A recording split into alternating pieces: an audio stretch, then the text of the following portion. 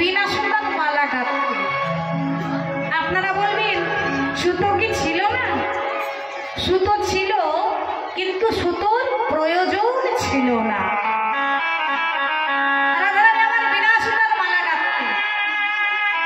মালাখানি নিয়ে তুলসীর হাতে দিয়ে দিলেন, এই নে তুলসী, এই মালাখানি নিয়ে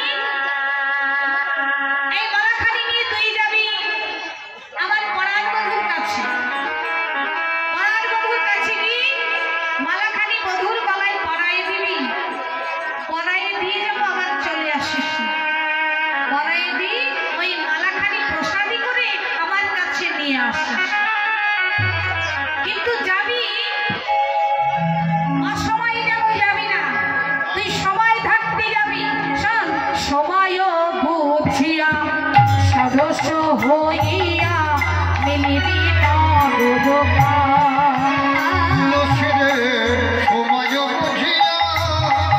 হরি হরি